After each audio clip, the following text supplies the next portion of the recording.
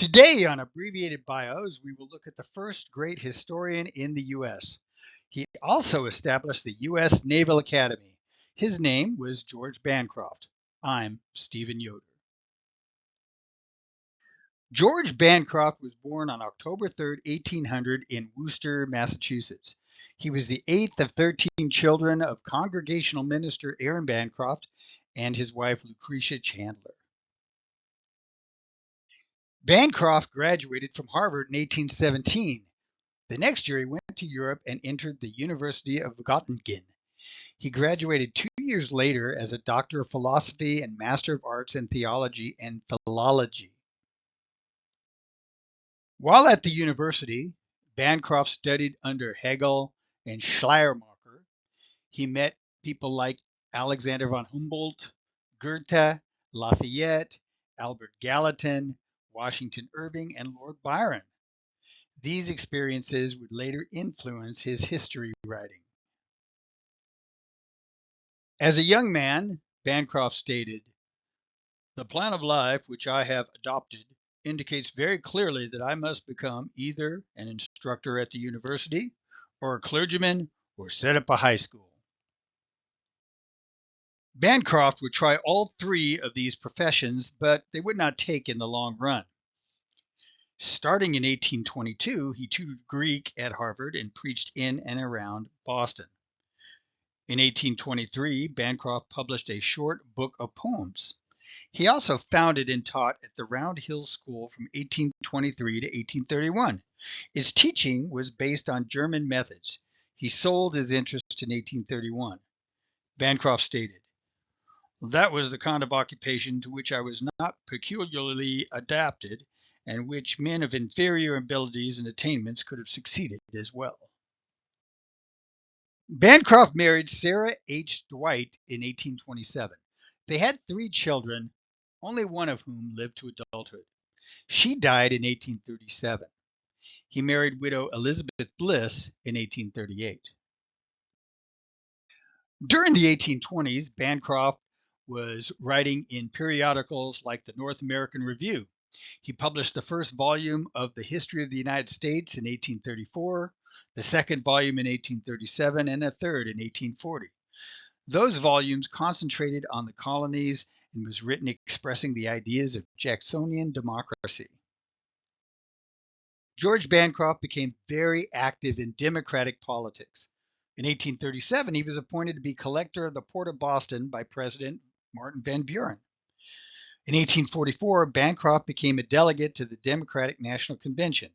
He had known James K. Polk for years, and when Polk's name came up as a compromise candidate, Bancroft supported him wholeheartedly. After Polk was elected, Bancroft was appointed to be Secretary of the Navy. The Navy had lost a lot of prestige due to an incident on the American brig Somers in which a midshipman and 2 other sailors were executed by hanging from the yardarm for mutiny. The incident cast doubt on the wisdom of sending midshipmen directly aboard ship to learn by doing. When Secretary of War Marcy left Washington, D.C. during the hot, humid summer of 1845, Bancroft stayed as acting War Secretary. He transferred Fort Severn from the Army to the Navy control. He appointed Commander Franklin Buchanan to be the Academy's first superintendent. Through a lot of machinations, the Naval School was opened without new congressional appropriation on October 10, 1845. By the time Congress returned, classes had already started. It was a fait accompli. The school was renamed the Naval Academy in 1850. Bancroft wanted to mark midshipmen as distinguished for culture as they have been for gallant conduct. One long-term effect of the Academy was the professionalization of the Navy by the late 1800s.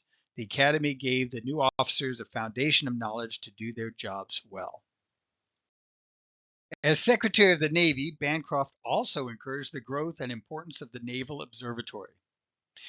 While acting Secretary of War, Bancroft carried out President Polk's orders to send Zachary Taylor and his troops to the disputed area between the Nueces River and the Rio Grande. The Mexican War started soon after.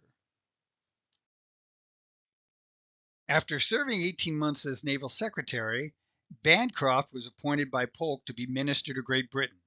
This position allowed him lots of time to continue writing more volumes of his history of the U.S. He consulted with many of the greatest historians of Europe, such as Macaulay. When he returned to the U.S. in 1849, he settled in New York and devoted himself for the next 18 years to writing his histories. Over that time, he published 6 more volumes of his history of the United States.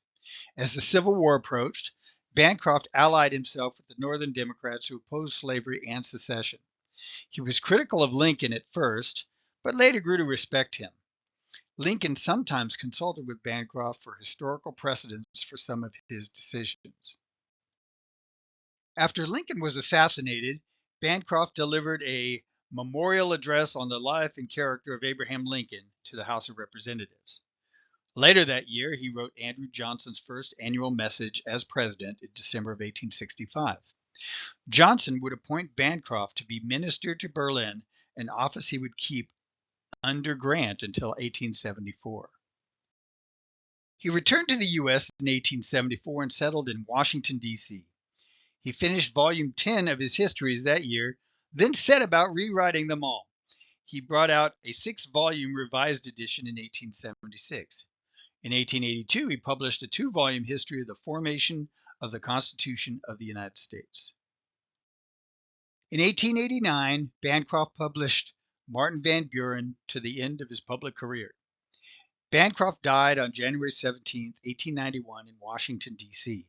President Harrison ordered flags in Washington to be flown at half-staff. William Roscoe Thayer stated, "His position as father of American history is as unshaken as that of Herodotus among the Greeks." Thank you for watching Abbreviated Bios. If you like this type of program, please like and subscribe.